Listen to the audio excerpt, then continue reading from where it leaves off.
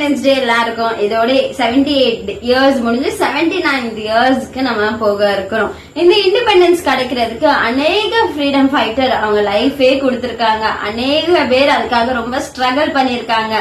உங்களுடைய முயற்சினாலதான் இன்னைக்கு நம்ம இவ்வளவு சுதந்திரமா இருக்கிறோம். நமக்கு ஒரு இண்டிபெண்டன்ஸ் கிடைச்சிருக்கு. இது மாத்திரம் இல்லங்க, இந்த சம்பவத்திற்கு முன்பதாகவே வேதத்துல இஸ்ரவேல் ஜனங்கள் எகிப்திலையும் 430 வருஷம் அடிமைகளாக இருந்தாங்க.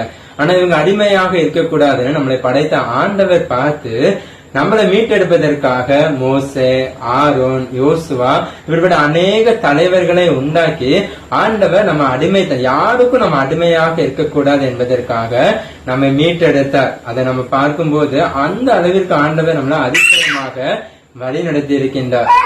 அது மட்டும் இல்லங்க, வெறும் உலக பிரகாரமான அடிமைத்தனம் மட்டும் இல்ல, ஆண்டவர் நமக்கு நம்ம பாவத்துல இருந்து கூட ஒரு விடுதலை கொடுத்தாங்க. நமக்கு ஒரு புது வாழ்வு, நம்ம பாவத்தை எல்லாம் அவர் மன்னிச்சு மறந்து நமக்கு ஒரு நல்ல ஜீவனை ஆண்டவர் கொடுத்திருக்காங்க.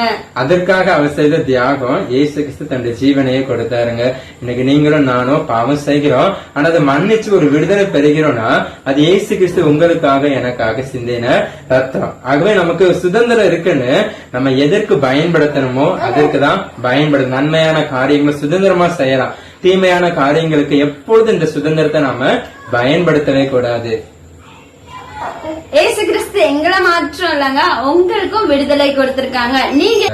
நீங்களும் அவருடைய பார்வையில சுதந்திரமானவர்கள்.